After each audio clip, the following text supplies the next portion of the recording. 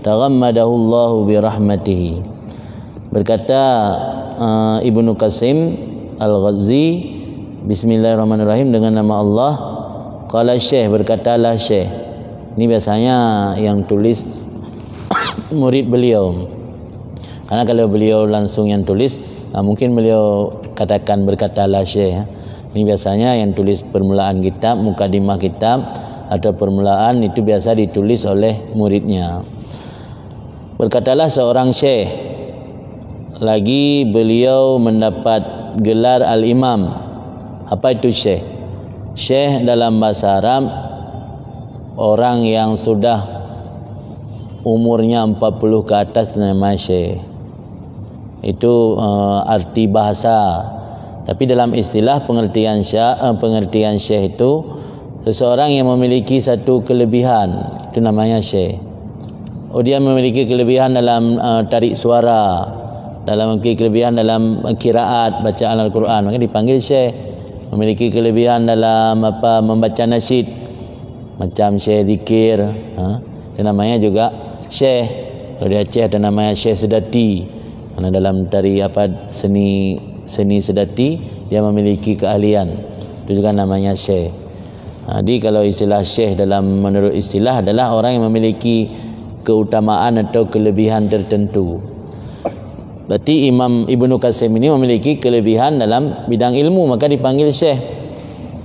Kemudian beliau juga imam. Apa imam? Orang yang diikuti, orang yang di depan diikuti oleh orang lain, itu namanya imam. Lagi beliau al-alim, orang yang memiliki ilmu.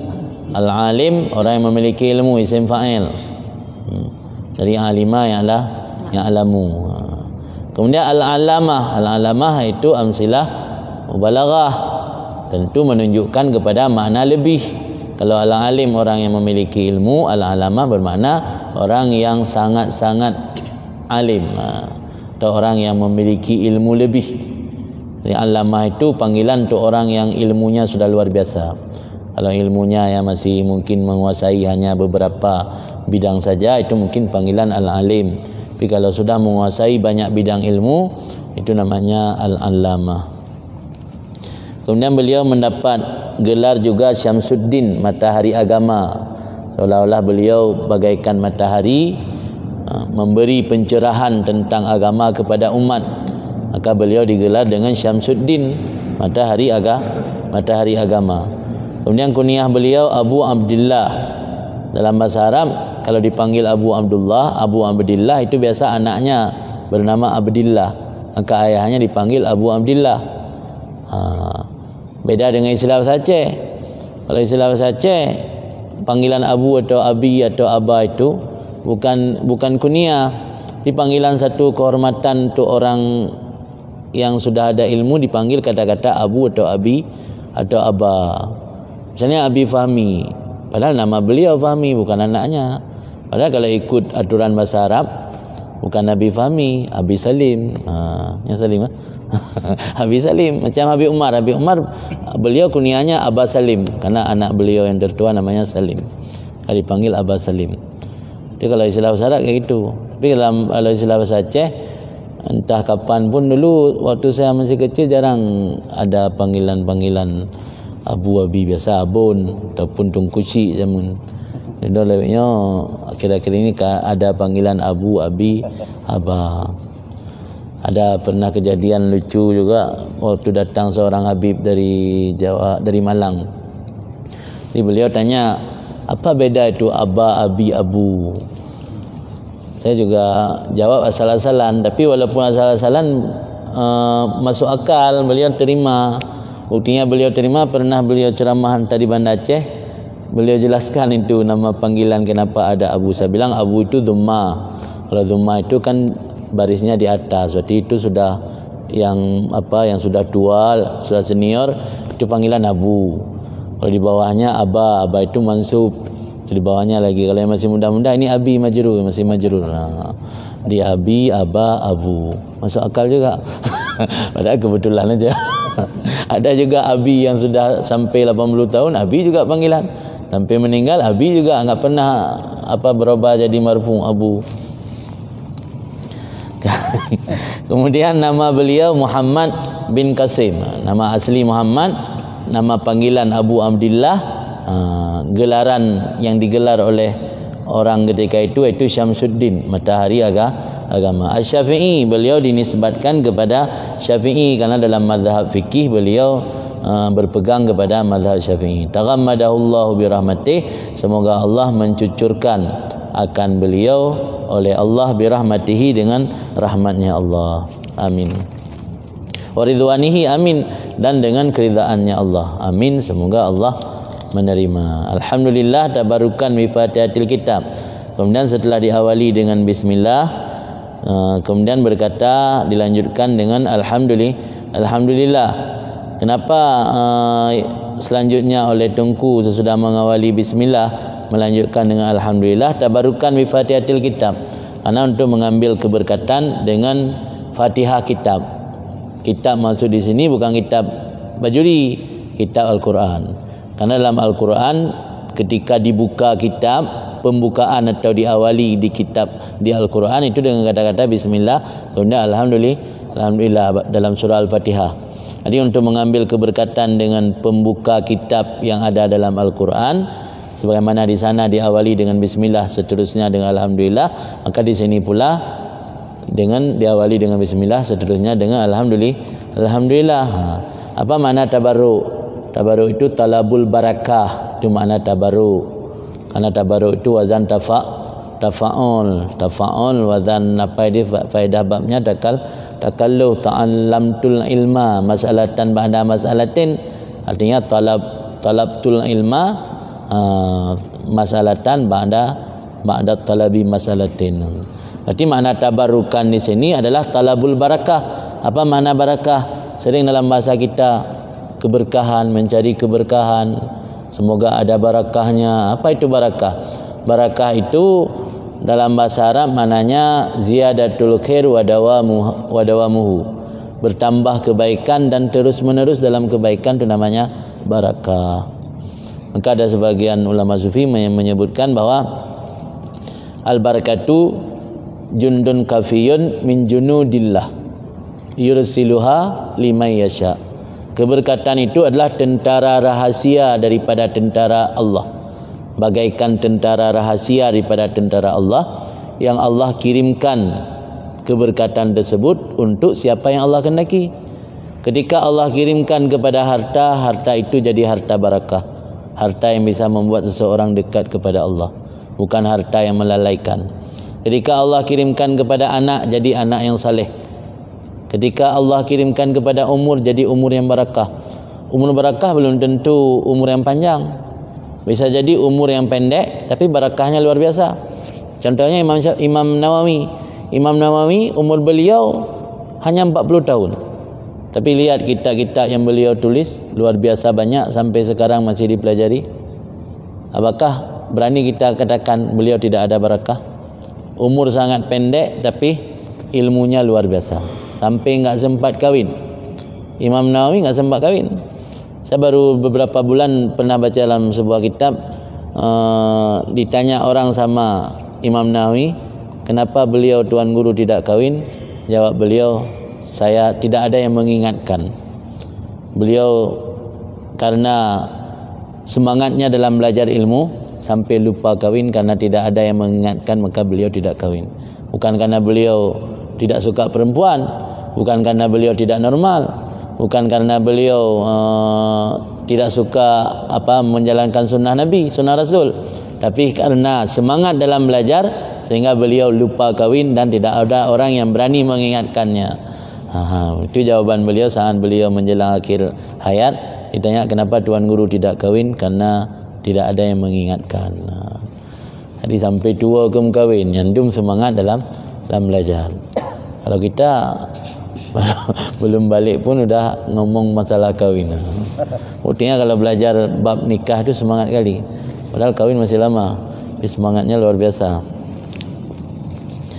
Kemudian tabarukan, dah ngerti kan makna tabaruk? Di makna tabaruk itu mencari keberkatan. Apa makna keberkatan?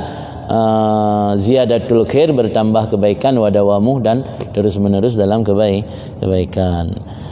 Kenapa oleh musannif mengambil keberkatan dengan memulai kitab beliau dengan bismillahirrahmanirrahim, dilanjutkan dengan alhamdulillahirabbil alamin, lianha ibtida'u kulli amri zibalin, karena bahawa sungguh basmalah itu permulaan setiap perkara yang memiliki bal, memiliki penting, perkara yang memiliki kepentingan, perkara yang amrun yuhtam. Makna bal perkara yang ada nilainya, atau perkara yang memiliki satu nilai, satu hal dalam pandangan agama. Maksudnya apa? Makna amrin dzibalin bukan perbuatan haram, bukan perbuatan makruh, dan bukan perbuatan yang ketika kita mengerjakan dipandang hina dalam masyarakat. Contohnya misalnya menyapu halaman, membersihkan WC, itu tidak disunatkan baca bismillah. Tapi perbuatan yang wajib, perbuatan yang sunat, perbuatan-perbuatan mubah yang tidak dipandang hina, itu disunatkan membaca bismillah. Kayak minum air disunatkan baca bismillah, makan nasi disunatkan baca bismillah. Tapi kalau mau bersihkan selokan, bersihkan WC, kamar mandi, mau nyapu, dah disunatkan baca bismillah. Karena itu perbuatan rendah dianggap. Maka mana amrin zibalin, satu perkara yang memiliki nilai. Apakah nilainya dalam bentuk karena perkara tersebut wajib, sunat, ataupun hukumnya mubah. Karena basmalah tersebutlah permulaan setiap perkara yang memiliki nilai atau memiliki penting. Wa khatimatu kulli doa mujabin, dan penutup setiap doa yang diijabahkan. Maksudnya basmalah dan alhamdulillah dua-duanya adalah pembuka setiap perkara yang penting dan penutup setiap doa yang diijabahkan. Karena kalau kita mau agar doa diterima Allah, sebelum kita akhiri doa, kita tutup dengan alhamdulillah. Kalau dalam doa setiap selesai salat itu kan ada ditutup dengan alhamdulillah wa sallallahu alaihi wasallam, alhamdulillahirabbil alamin. Ditutupi dengan alhamdulillah. Itu salah satu agar doa kita diijabah Allah. Wa akhiru da'wal mu'minin fil jannah dari sawab, dan alhamdulillah tersebut merupakan akhir daripada doa orang-orang beriman dalam surga. Apa itu surga? Dari sawab, negeri pembalasan. Di dalam surga nanti ketika orang menginginkan sesuatu, Allah memberikan nikmat dalam surga. Apa yang diucapkan oleh orang beriman ketika dapat nikmat itu alhamdulillah. Maka alhamdulillah tersebut dikatakan di sini akhiru da'wal mu'minin, akhir doa orang-orang beriman dalam surga. Ahmadu an wafaka, aku memuji akan Allah, kata Tunku Muhammad Ibnu Qasim, aku memuji akan Allah an wafaka. Asalnya kalimat li an wafaka, dan dibuang huruf lamnya, lam yang bermakna ta'lil. Ahmadu an wafaka, aku memuji akan Allah karena bahawa Allah telah memberi taufik. An wafaka, karena Allah telah memberi taufik. Man arada min ibadih, akan siapa Allah beri taufik, akan orang-orang yang Allah kehendaki daripada hamba-hambanya. Apa makna taufik? Khalqu qudrati fi ta'atillah. Allah menjadikan kesanggupan pada seorang hamba untuk melaksanakan taat kepada Allah. Ternyata orang yang baik, yang beramal saleh, orang yang melakukan amal taat kepada Allah itu adalah karena mendapat bantuan atau taufik. Banyak kita lihat saudara-saudara kita rumah di dekat pesantren, rumah di pinggir masjid, satu pagar dengan masjid, tapi enggak pernah datang ke masjid. Tak pernah datang ke masjid. Malah kadang-kadang hari Jumaat pun tak pernah datang. Paling hari raya setahun sekali, setahun 2 kali paling. Itu kenapa? Karena tidak mendapat taufik. Jadi Allah tidak memberi taufik untuk semua orang. Maka ada dalam sebuah hadis disebutkan i'malu fa kullun muyassarun lima khuliqalah. Beramallah kamu, setiap kamu itu akan dipermudah oleh Allah lima khuliqalah, bagi apa dia diciptakan. Kita diciptakan Allah sudah ada dalam masa azali, dalam ilmu Allah kita menjadi penghuni neraka. Allah akan mempermudah kita untuk menjadi penghuni neraka. sekalipun kita tinggal di lingkungan terbaik. Ada seorang Quraisy, keturunan Quraisy di Makkah, kalau nggak salah Amr bin Luhai namanya. Ini kalau nggak salah, karena nggak terlalu ingat lagi. Kayaknya ada seorang namanya Amr bin Luhai. Beliau tinggal di Makkah. Orang yang pertama kali membawa berhala ke Makkah, Amr bin Luhai. Beliau tinggal di Makkah. Di Makkah ketika itu mereka menjalankan agama berdasarkan agama Nabi Ibrahim. Penduduk Makkah tidak pernah mengenal berhala. Tapi ketika si Amr bin Luhai ini melakukan perdagangan ke negeri Syam, padahal negeri Syam dengan Makkah itu jauh sampai hampir 3000 km. Beliau melihat penduduk Syam, salah satu penduduk dari keturunan Nabi Nuh, mereka menyembah berhala. Diminta sama mereka berhala mau dibawa pulang ke Makkah. Dikasih berhala, namanya berhala Hubal. Itulah berhala Hubal, berhala pertama kali di Makkah. Yang ingin saya sampaikan apa? Orang tinggal di lingkungan terbaik belum menjadi satu jaminan dia akan berakhir dengan baik. Kalau semua yang tertulis dalam ilmu Allah dia penghuni neraka, dia akan dipermudah oleh Allah untuk menuju jalan ke sana. Karena di kampungnya tidak ada berhala, dia bawa ada berhala impor, diimpor berhala dari negeri orang. Kita kalau tinggal di Medan, apa bisa jadi orang alim, orang saleh? Tidak mustahil. Karena kalau dalam ilmu Allah kita sudah ditakdirkan orang baik, kalau tinggal di lingkungan terburuk, Allah akan mempermudah jalan untuk kita agar jadi orang baik. Seorang yang tinggal di lingkungan terbaik, apa akan berakhir dengan baik? Tidak juga. Bisa jadi Allah akan mempermudah jalan untuk dia agar dia mudah jalan untuk menuju ke neraka. Itulah maksud dalam hadis Nabi, fakullun muyassarun lima khuliqa lahu. Maka yang ingin saya sampaikan, adik-adik yang sudah Allah takdirkan hari ini berada dalam lingkungan pesantren, belajar ilmu agama, yakinlah bahwa kalian sedang dipermudah jalan oleh Allah untuk menuju ke surga. Maka jangan pernah sekali kita menganggap, oh apa ini kita sudah enggak jelas masa depan, apa orang tua saya ini sudah salah alamat, sudah salah jalan memilih jalan kehidupan bagi saya. Kita terpengaruh dengan kawan-kawan yang mungkin masuk SMP unggul, kawan-kawan yang mungkin masuk SD unggul, yang di sana tidak pernah diajarkan ilmu agama, atau kalau ada pun hanya sebatas beberapa jam saja. Jadi kalian harus bersyukur. Bagaimana salah satu bentuk syukur?